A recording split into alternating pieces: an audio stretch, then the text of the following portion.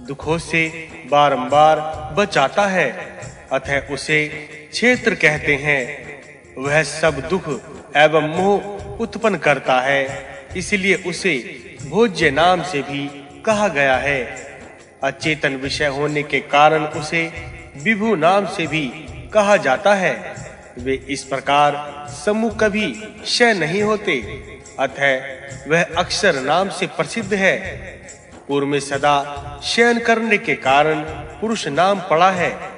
वह पुरुष शुद्ध निरंजन की तरह परम निर्मल ज्ञान एवं अज्ञान दोनों से विवर्जित, आसीत तथा नासीत इन विशेषणों से रहित है।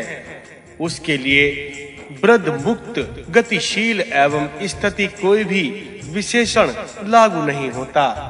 परम शुद्धता के कारण वह आनंद स्वरूप कहा जाता है। परम हष्ट होने के कारण समदर्शी कहा गया है।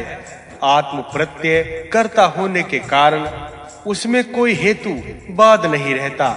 वह भावनाओं द्वारा ग्रह अनुमानों एवं चिंतनों के द्वारा गम्य है। इन उपायों द्वारा उसे देखने वाले मोह के वंश नहीं होते। इस दृश्य एवं अदृश्य विश्व प्रपंच में एकमात्र निर्देश्य परम श्रेष्ठ तथा ज्ञान में शांतिमय सर्व ज्ञान पुरुष को जब प्राणी देखता है, तभी वह समस्त तत्वों का ज्ञान प्राप्त करता है। उसे तभी सच्ची शांति मिलती है। आत्मा द्वारा वह उस कारण आत्मा से संयुक्त होता है। प्रगति एवं कारण में वह सर्वत्र अपनी ही आत्मा में उपासना करता है। इस लोक तथा परलोक में वह विद्यमान रहता है और नहीं भी रहता है। वह एक है या अनेक क्षेत्र यज्ञ है, या पुरुष आत्मवान है या निरात्मा चेतन है, या अचेतन करता है या एक कर्ता भोगता है, या भोज्य इन्हीं किन्हीं विशेषणों से युक्त है। उस निरंजन को जानने के बाद संसार में जन्म नहीं होता, उसकी कोई संज्ञा नहीं, अतः वह अवाच्य है। इसका कोई हेतु नहीं, इस कारण वह अग्राह्य है। व्यक्त और अपव्यक्त सृष्टि का संहार एवं विस्तार उसी परम पुरुष से होता है। वह क्षेत्र यज्ञ इस संसार की सृष्टि करता है। प्रलय में वही उसे ग्रस लेता है। बुद्धि पूर्वक सृष्टि और लय उसी के द्वारा होती है। उसका आदि नहीं है, वह चिरकालीन है। सृष्टि के आदि काल में प्रलय तक उस परम पुरुष को प्रकृति ढके रहता है। उस समय वह परम पुरुष अबुद्धि पूर्वक रचना करता है। उसे पुरुष का पुरुषार्थ ही मानना चाहिए। जगत के इस सृष्टि एवं लय को कोई ईश्वर कृत मानते हैं, कोई प्रकृति कृत, परंतु सृष्टि का यह व्यापार अनादि एवं अनंत है। इस प्रकार यह प्रकृति जन्म सृष्टि का तीसरा कारण मैंने आपको सुनाया है, जिसमें निष्ठावान व्यक्ति मुक्ति लाभ करता है। इस प्रकार मैंने आप लोगों से 3 सर्गों की चर्चा की है। अब आगे आप लोग क्या सुनना चाहते हैं, वह बतलाइए। वायु पुराण का 102वां अध्याय संपूर्ण। वायु पुराण का 103वां अध्याय प्रारंभ। सृष्टि का वर्णन। ऋषि बोले, हे सूत जी, आपने यह महान आख्यान हमें सुनाया है। मनु के सहित समस्त प्रजाओं, ऋषियों, समस्त देवताओं, पितरों, गंधर्वों, भूतों, पिशाचों, उर्गों, राक्षसों, दैत्यों, दानवों, यक्षों, गंधर्वों, पक्षियों आदि के कर्म, जन्म, धर्म आदि की विचित्र गाथाएं आपने हमें बताई हैं। अन्य और सुनाइए जो मन एवं कानों को अत्यंत सुख देने वाली हो। हे सूत जी, ये कथाएं सचमुच मनुष्य को महाप्रलय तक प्रसन्न रखने वाली होती है। इस प्रकार बड़े आदर पूर्वक उन ऋषियों ने सूत जी से कहकर सृष्टि के वर्णन की कथा को पूछा। हे सूत जी, जब क्षेत्र यज्ञ समस्त बंधनों से मुक्त हो जाता है, प्रकृति के संपूर्ण तत्व रजत तामस ये तीनों गुण समान अवस्था वाले हो जाते हैं। जीव ब्रह्म के साथ अपव्यक्त में लीन हो जाता है। तब फिर से सृष्टि किस प्रकार की होती है, इसे आप अच्छी प्रकार से बतलाइए।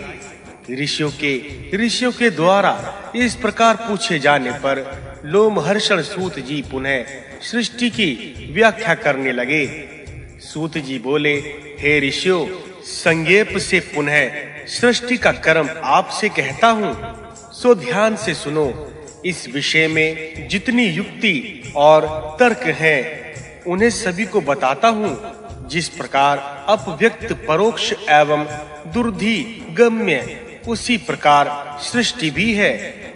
जब विकार विलीन हो जाते हैं, उस समय पुरुष प्रकृति में साधर्म्य से प्रवेश करता है। प्राणियों के अपव्यक्त तथा व्यक्त सभी कर्म भी लीन हो जाते हैं। सत्व में सत्व मात्रिक धर्म लीन होता है, तम में तमो मात्रिक गुण लीन होता है। गुण साम्य में ये दोनों धर्म विभाग रहित हो जाते हैं। उस समय प्रधान के सभी कार्यों में प्रवृत्ति बुद्धि प्रवक्त होती है। क्षेत्र यज्ञ उस समय गुणों को अबुद्धि पूर्वक ग्रहण करेगा। साम्य अवस्था में वे गुण सृष्टि के आरंभ के समय क्षेत्र यज्ञ के द्वारा अधिष्ठ होकर विषमता को प्राप्त होते हैं। तब क्षेत्र यज्ञ और क्षेत्र यज्ञ के दोनों व्यक्त विकारों को उत्पन्न करते हैं। वे विकार महत आदि 24 होते हैं। सभी युक्त आत्माओं का एकमात्र स्वामी ब्रह्मा एवं ब्रह्ममय और महान है। आदि देव प्रधान प्रकृति के अनुग्रह के लिए उसका यह आविर्भाव कहा जाता है।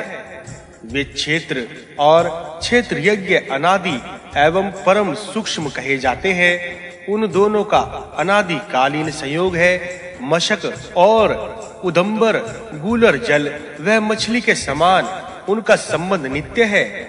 सत्य का व्रत रखने वाले ध्याननिष्ठ ब्रह्म जी की सृष्टि के आरंभ काल के समय आपस में विधर्मी रजस तत्व तमोगुण कार्य कारण वश व्यक्त अवस्था को प्राप्त होते हैं।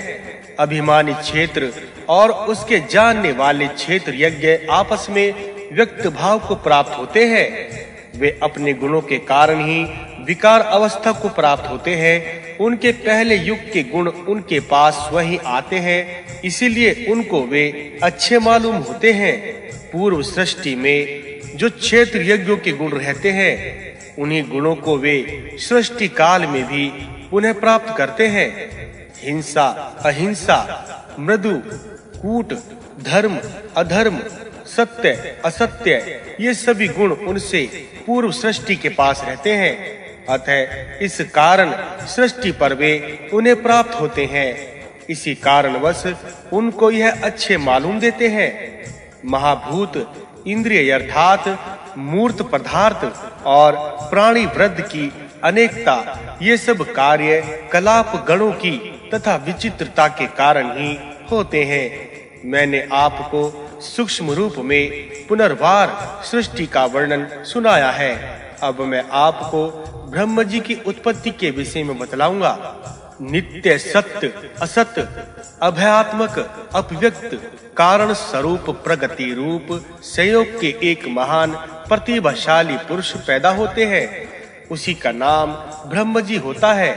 वही समस्त सृष्टि के उत्पन्न पदार्थों को पैदा करते हैं। वे सबके पिता हैं। वे अभिमान गुणात्मक सभी लोगों को पैदा करता है। उसी को महत पद से विशिष्ट कहते हैं। उसी महत्व से अहंकार का उत्पन्न होता है और उसी की आत्मा से भूतों की सृष्टि पैदा होती है। वे सभी भूतचय एक साथ ही उत्पन्न होते हैं, अतः वे ही इंद्रियों के नाम से पुकारे जाते हैं। उन भूत समूह से अन्य भूत भेदों की उत्पत्ति होती है। इस प्रकार सृष्टि का प्रवर्तन होता है। हे श्रेष्ठ ऋषियों, सृष्टि की यह कथा बहुत पवित्र और महान है। सूत जी ने कहा, जो और जैसा हमने सुना वैसा मैंने सब आपको बतला दिया है। इसके बाद सभी नैमिषारण्यवासी ऋषियों ने उस दिघर कालीन यज्ञ में स्नान किया और पुण्य लोकों को प्राप्त किया। आप लोग भी देवताओं की पूजा इत्यादि करके दिगर आयु के भोग को भोग कर पुण्यशाली लोकों को प्राप्त करोगे और वहां इच्छानुसार विहार करोगे। हे श्रेष्ठ ब्राह्मणों, नैमिषारण्य के ऋषियों के अनुसार तुम लोग भी अनेक यज्ञ करके स्वर्ग को प्राप्त करोगे। इस प्रकार प्रक्रिया, अनुषंग, उपोदघात और उपसंहार, इन 4 पादों से युक्त लोक समस्त इस महापुराण को लोक कल्याण के लिए भगवान वासुदेव ने यज्ञ के प्रसंग में मुनियों को सुनाया। इन्हीं की कृपा से लोक की प्रधान सृष्टि, भूतों की उत्पत्ति और विनाश की कथा का अच्छी तरह से सुनकर बुद्धिमान पुरुष मोह में नहीं पड़ता। जो विद्वान पुरुष इस प्राचीन इतिहास को सुनता और सुनाता है अथवा अपने शिष्य को सुनाता है, वह अनंत समय तक सुख भोगता है और ब्रह्मा साम्राज्य प्राप्त करके ब्रह्म जी के साथ मुक्ति प्राप्त करता है। इस समस्त भूमंडल के आधीश्वर प्रजापति की कथाओं का गान करने से ब्रह्म तत्व की प्राप्ति होती है। कृष्ण द्वैपायन वेद व्यास रचित इस महापुराण को ब्रह्मवेत्ता लोग ही जानते हैं। यह आयु प्रदान करने वाला पूर्ण प्रदाता वेदों के द्वारा सम्मानित है। जो मनवंतरों, देवताओं और ऋषियों का गुणगान करता, वह पापों से मुक्त पाकर महान पुण्य प्राप्त करता है। जो विद्वान पर्वों के अवसर पर इस पवित्र कथा को सदा सुनाया करते हैं, वे स्वर्ग का सुख प्राप्त करके ब्रह्म तत्व को प्राप्त करके ब्रह्म तत्व को प्राप्त होते हैं। इस पुराण के अंतिम उपसंहार पाद को जो समस्त कामनाओं को पूर्ण करने वाला और अक्षय फल देने वाला है, श्राद्ध के अवसर पर सुनाते हैं। वे अपने पितरों को बहुत ही तृप्त करते हैं। पूरा अर्थात प्राचीन काल में इसकी प्रतिष्ठा थी, इसलिए इसको पुराण कहते हैं। जो मनुष्य इस पुराण के इस अर्थ को जानता है, वह पाप कर्म से मुक्त होता है। तीनों वर्णों में जो श्रेष्ठ इतिहास को सुनकर धर्म कार्य करता है और धर्म की ओर मन लगाता है, वह अपने शरीर में स्थित रोमकूपों की संख्या के बराबर करोड़ों सहस्त्रों तक वर्षों तक स्वर्ग का आनंद प्राप्त करता है। इस पुण्य प्रदान करने वाले, सभी पाप को दूर करने वाले इस पुण्य की ब्रह्म जी ने मार्तगिंशवा को वायुदेव को प्रदान किया था। वायु से इसे शुक्राचार्य ने प्राप्त किया। शुक्राचार्य से बृहस्पति को प्राप्त हुआ। बृहस्पति ने सबिता को और सबिता ने मृत्यु को, मृत्यु ने इसकी शिक्षा इंद्र को दे दी। इंद्र ने वशिष्ठ को, वशिष्ठ ने सारस्वत को, सारस्वत ने त्रिधामा को, त्रिधामा ने शरदत्व को, फिर शरदत्व ने त्रिविष्ट को, त्रिविष्ट ने अंतरिक्ष को इसे प्रदान किया।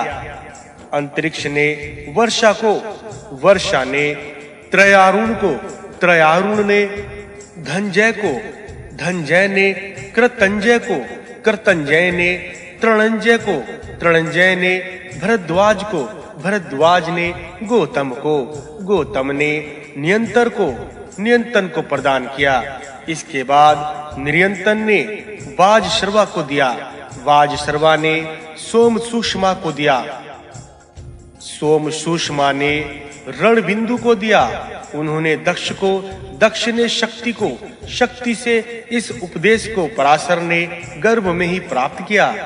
पराशर से जातुकार्य को और जातुकार्य से भगवान द्वैपायन ने प्राप्त किया है।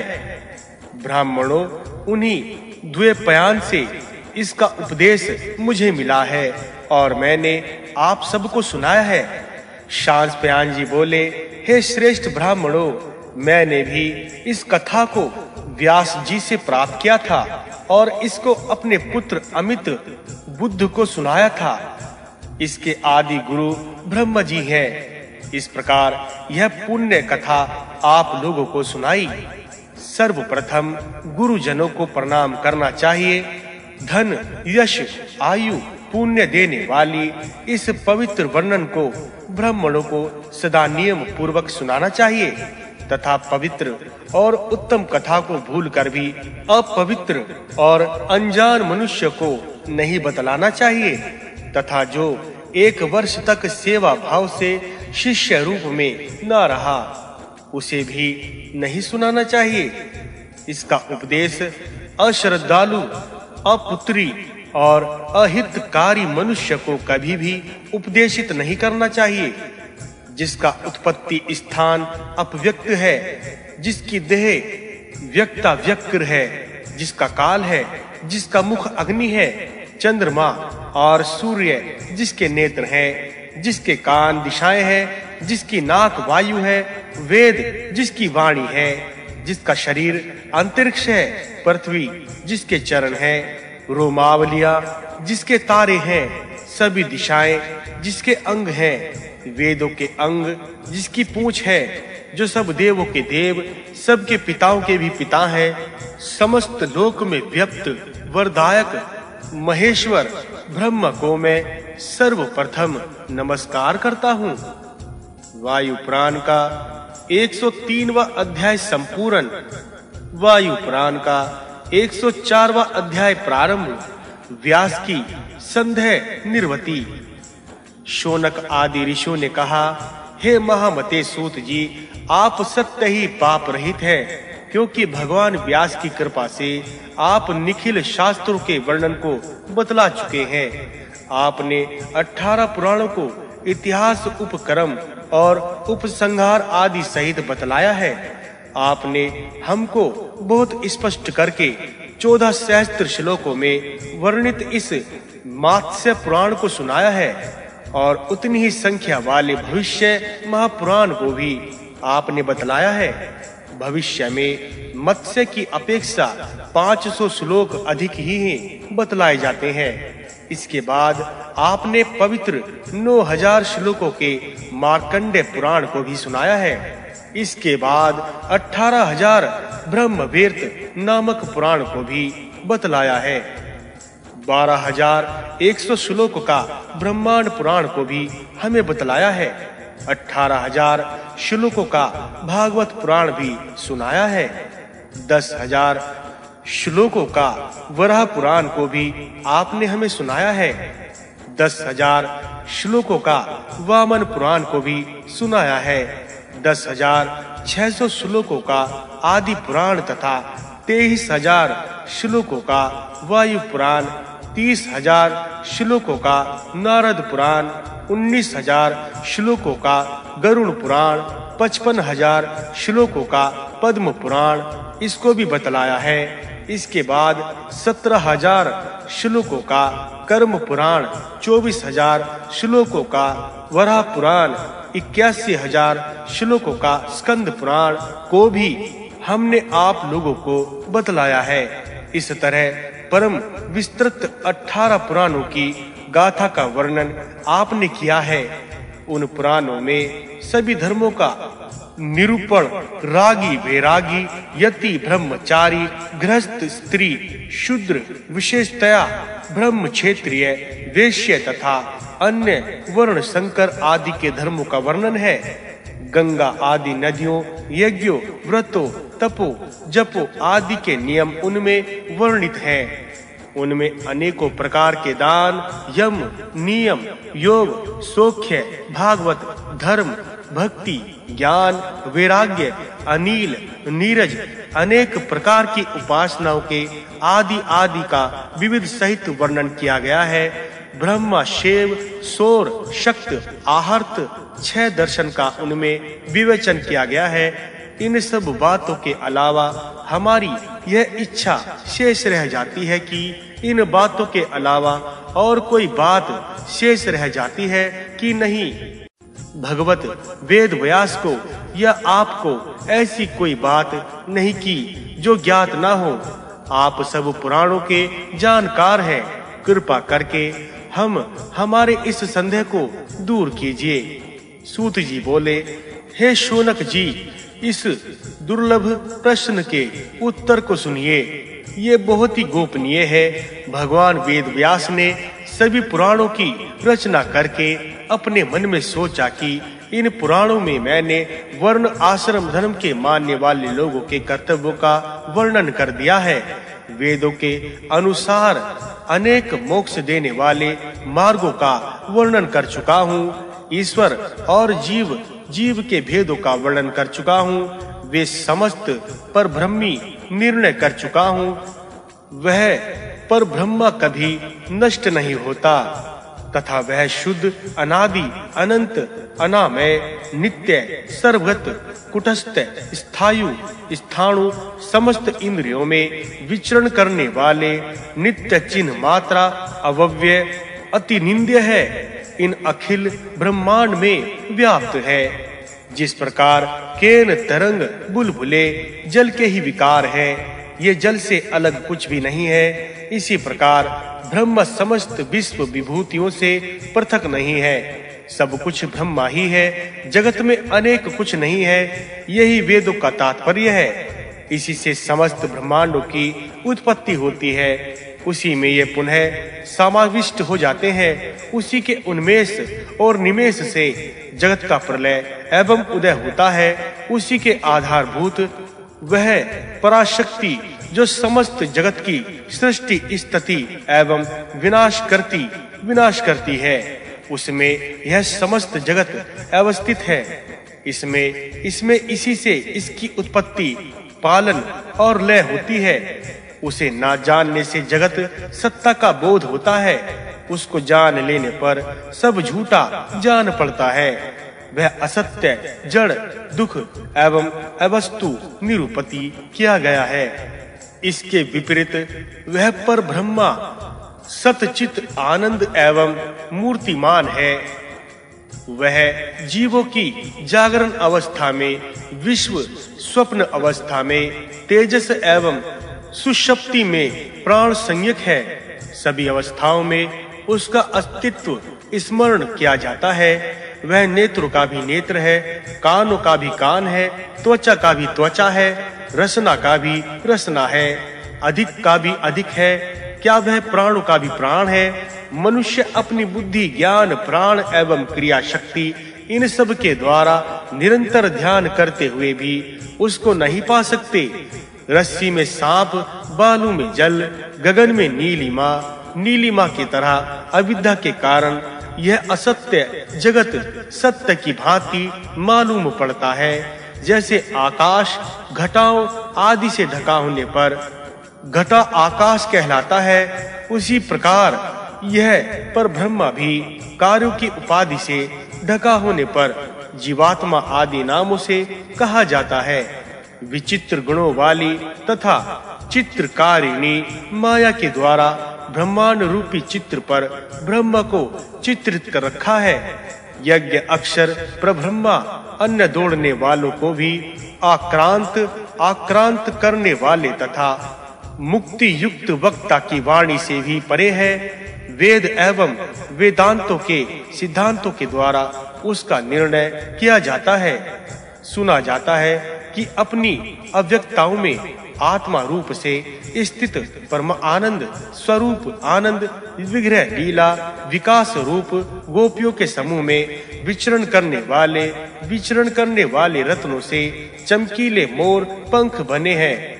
मनोहर के मुकुट को जो धारण करने वाले चमकती हुई बिजली के समान रेखाओं के तुल्य चमचमाते हुए कुंडल धारण करने वाले कानों तथा लंबे सुंदर खंजन के समान चंचल नेत्र वाले कुंजों में गोपिकाओं के साथ इति क्रीड़ा करने वाले, पीतांबर धारण करने वाले, चंदन अंगिरा आदि से सुंदर अधर अमृत द्वारा संसिक्त वेणु का नाद सुनकर गोपियों को मोहित करने वाले चित स्वरूप रत्न पूर्ण भुजाओं को और मृगों के द्वारा घिरे हुए पवित्र यमुना तट पर तमाल के रमणीय वनों में कदम्ब, चंपक, अशोक और पारिजात के वृक्षों से मनोहर मोर, कबूतर, शुक, पीक आदि पक्षियों के कोलाहल से पूर्ण वन प्रांतों में गौओं के रक्षार्थ इधर-उधर दौड़ते हुए श्री राधा के विलास के प्रेमी श्री कृष्ण ही वह परम पुरुष है। वेदों में भी यही कहा गया है, उन्हीं से यह ब्रह्मांड प्रकाशमान है। वह परम पुरुष श्री कृष्ण भगवान चिन्मात्र निर्गुण भेद रहित गोलोक में विहार करते हैं। उनसे परे कोई वस्तु इस विशाल ब्रह्मांड में नहीं है। निगम आगम इसे प्रमाणित करते हैं। निगम के कहने पर वह प्रब्रह्मा अक्षर से भी परे है। अक्षर से परे कौन है, ऐसा श्रुति निरंतर कहती है। श्रुति के वचन अनुसार सत्यवती सुत भगवान वेद व्यास ने चिरकाल तक ध्यान किया, परंतु उसके तत्व चिंतन तक नहीं पहुंच पाते हैं। सूत जी बोले, हे ऋषियों, बहुत समय तक विचार मग्न व्यास जी वेदार्थ निश्चय में समर्थ नहीं हुए। वेद साक्षात नारायण का स्वरूप है। बड़े-बड़े विद्वान सभी मोह को प्राप्त होते हैं। इसके बाद व्यास जी इस हृदय को आनंद देने वाले चिंता में पड़े रहे और बार-बार यही सोचते रहे कि कहां जाऊं, क्या करूं। कोई सर्वज्ञ दृष्टा नहीं है जिसके पास जाकर अपना संदेह को दूर कर सकूं। ऐसा विचार करके वे सुमेरु पर्वत की एक अंधकारमय गुफा में जाकर तपस्या करने लगे। गुफा में आंखों को भी कष्ट कारण घोर अंधकार था। वहां एक परम रमणीय जंगल भी था, जिसमें अनेक प्रकार के वृक्ष और लताओं के कुंज बने हुए हैं। वहां पक्षी गण निरंतर कलवर करते हैं। उस मनोहर वन प्रदेश में प्राणी क्षुधा, पिपासा, भय, क्रोध, संताप, ग्लानि आदि मानसिक कष्टों से मुक्त हो जाता है। कमानियों के शोभित अनेक जलाशय वहां पर थे। उन जलाशयों के किनारे पर स्वर्ण जड़ित जो शिलाओं पर विचरण करने वाले पक्षियों की परछाई दिखाई पड़ती थी। कमल वनों में विचरण करने वाला वायु वातावरण को अत्यंत शुद्ध कर रहे थे। हिंसक जंतु भी अपनी हिंसा के भाव को छोड़कर वहां बैर रहित उपकार कार्यों से जीवन बिता रहे थे। चारों ओर शांत निर्जन वातावरण था। ऐसे परम रमणीय वन प्रांत में अत्यंत सुंदर गुफा में प्रवेश करके व्यास जी आहार चित एवं आसन पर अधिकार प्राप्त करके एकाग्र मन से चारों वेदों का ध्यान करने लगे। इस प्रकार उनके 300 वर्ष बीत गए। तब वही वेद व्यास जी को चारों वेदों के दर्शन हुए। वेद भगवान के मनोहर कमल के समान नेत्र थे।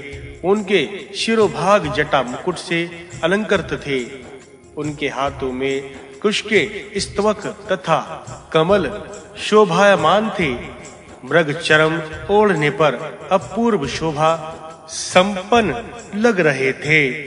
16 स्वरों तथा बीच-बीच में प्रवण ओम के उच्चारण करने से उनके मुख की शोभा अधिक लग रही थी। कवर्ग तथा चवर्ग के सभी वर्णों के द्वारा उनके हाथों की 5 उंगलियां समेत दोनों हाथ परम शोभायमान थे। पर्व के उनके दाहिने चरण में तथा तवर्ग उनके बाएं चरण की शोभा कर रहे थे। उनके कुशी में अंत के सभी वर्ण विराजमाने थे। नवर्ग नाभि प्रदेश में, कवर्ग पृष्ठ प्रदेश में, म उदर प्रदेश में तथा य, र, ल, व केश पाशा के शोभा दायक थे। अग्नि बीज दक्षिण स्कंद, पृथ्वी, बीज, ग्रीवा, ग्रीवा प्रदेश तथा भूत वाम स्कंदों में विराजमान थे। सभी अंतस्थ वर्ण य, र, ल, व उनकी संधियों में शोभायमान थे। वेद व्यास जी ने उन वेदों के हृदय कमल प्रदेश में स्थित मथुरापुरी का दर्शन किया, क्योंकि वह पुरी स्वयं भगवान की उत्पत्ति की स्थली है। उनकी बोहों के मध्य में काशी को देखा, आधार स्थल में मायापुरी को देखा तथा जो लिंग प्रदेश में कांची, नाभि मंडल में अवंतिका प्रदेश में द्वारका एवं प्राणों में प्रयाग को स्थित देखा। उन वेदों के दाहिनी तथा बाईं ओर गया जामुन को बहते हुए देखा। मध्य में साक्षात सरस्वती की धारा थी। मुख्य प्रदेश में गया क्षेत्र का दाढ़ी और कंठ से बीच में प्रभास क्षेत्र का व्यास जी ने उनके ब्रह्मरंध्र में बद्री का आश्रम का दर्शन किया।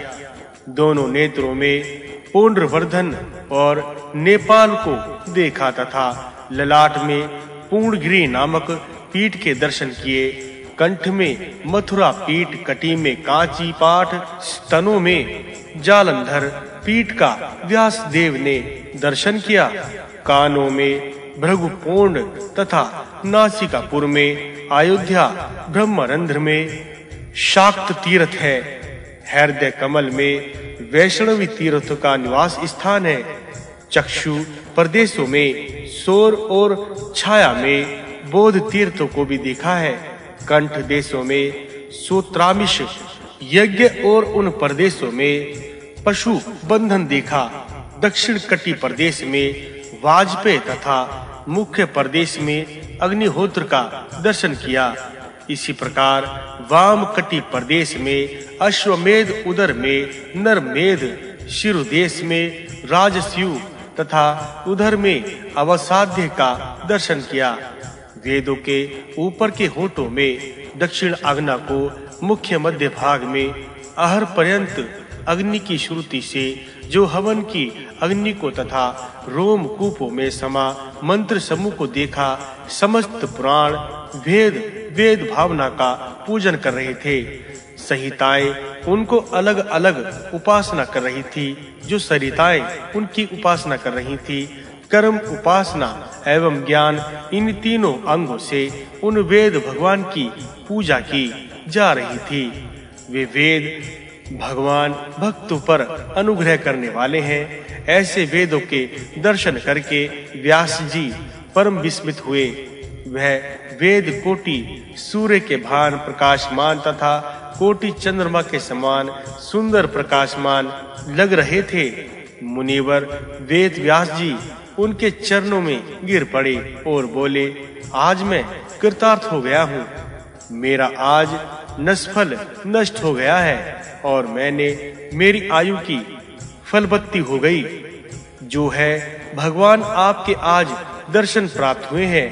आपसे इस जगत के लौकिक और अलौकिक जो भी पदार्थ हैं वे सब आपको ज्ञात है। भूत भविष्य सभी वस्तुएं आपको ज्ञात है। आप केवल प्रकृति मार्ग के उपदेष्टा नहीं है। आप राग आसक्त प्राणियों की स्वेच्छा सरिताओं तथा विधान बनाते हो। आपके वचन इस जगत को मिथ्या और ब्रह्म के प्रतिपादन करने वाले हैं। आप लोग कल्याण के लिए परम अर्थ का निरूपण करते हो। जो आपके शब्द ब्रह्म के द्वारा अधिकारियों में जो न भेद बनाकर कर्म एवं ज्ञान के उपदेशों द्वारा समस्त जगत की कामना वाले मनुष्यों के सत्कर्म के फल से स्वर्ग प्राप्त होता है। ईश्वर के चिंतन में मन लगाने वालों के कर्मों के फल चित्त शुद्धि है। ईश्वर द्यू से ही ज्ञान की प्राप्ति होती है। ज्ञान से ही मोक्ष प्राप्त होता है। मोक्ष की ब्रह्म के साथ एकता कहो। वह सच्चित एवं आनंद रूप है। उसके बाद सभी कृत और अकृत समाप्त हो जाता है, फिर उसका फल नहीं भोगना पड़ता। इसका निर्णय भली प्रकार आप लोगों ने किया है। मेरे हृदय में संदेह है, उस ब्रह्म से बढ़कर कोई सत्ता है ही नहीं या नहीं है। व्यास जी के ऐसे वचन सुनकर वेद भगवान बहुत अच्छा कहकर बोले, हे प्रभु, वेद भगवान ने कहा, हे परम बुद्धिमान व्यास जी, आपको धन्यवाद है। आप साक्षात विष्णु के स्वरूप ही हैं। आप शरीर धारियों की आत्मा है। आप अजन्मा है, फिर भी लोक कल्याण को जन्म लेते ही आपको संसार के बंधनों का कोई भय नहीं है। भगवती माया में आप अपने ज्ञान के कारण छुए नहीं गए हो। अपनी इच्छा से शरीर धारण करते हो तथा अपनी इच्छा से ही तिरोहित होते हो। आपने हमारे मतों का ही प्रतिपादन किया है। पुराणों, इतिहासों एवं सूत्रों में अपने अनेक प्रकार से हमारे ही सिद्धांतों का वर्णन किया है। वह पर अक्षर ब्रह्मा सभी कारणों का कारण है, उससे अलग और परे कुछ भी नहीं है। पुष्प के रस एवं गंध की भांति वह आत्मा का भी आत्मा है, उसी को परम समझना चाहिए। हम लोग जो शब्द स्वरूप है उस पर ब्रह्मा की महिमा को नहीं समझ पाते हैं, क्योंकि वह अक्सर ब्रह्मा शब्दों के द्वारा वर्णन नहीं किया जा सकता। वायु पुराण का 104वां अध्याय संपूर्ण। वायु पुराण का 105वां अध्याय प्रारंभ। गया महात्म्य। वायु बोले, हे ऋषि गणों, इस कथा को कहने के बाद अब मैं सर्वोत्तम गया के महात्म्य को कहूंगा, जिससे प्राणी सब पापों से छूट जाते हैं। सूत जी बोले, हे ऋषियों, एक बार महाभाग्यवान सनक आदि देवर्षियों के साथ नारद जी ने सनत कुमार को प्रणाम करके पूछा। नारद जी बोले, हे सनत कुमार जी, आप हमें उत्तम से भी उत्तम किसी तीर्थ का महात्म्य बतलाने की कृपा कीजिए, जिसके पढ़ने सुनने से सभी प्राणी तर जाते हैं। सनत कुमार जी बोले, हे नारद जी, हम आपकी प्रार्थना पर तीर्थों में श्रेष्ठ गया के महात्म्य को बतला रहे हैं, जो श्राद्ध आदि पैतृक कार्यों में तारने वाला है। गया तीर्थ सब तीर्थों में, सब देशों में सबसे श्रेष्ठ है। निर्भय पूर्वक यज्ञ के समाप्त हो जाने पर ब्रह्मा जी ने ब्राह्मणों को दक्षिणा में ग्रह इत्यादि प्रदान किए थे। श्वेत वराह कल्प में उसी अग्नि स्थान पर गयासुर ने यज्ञ का अनुष्ठान किया। तभी से यह परम पुनित क्षेत्र गया के नाम से प्रसिद्ध है। इस तीर्थ को ब्रह्मा जी बहुत अधिक चाहते हैं। नरक से डरने वाले पितरगण भी इस पुण्यशाली तीर्थ की बहुत इच्छा करते हैं।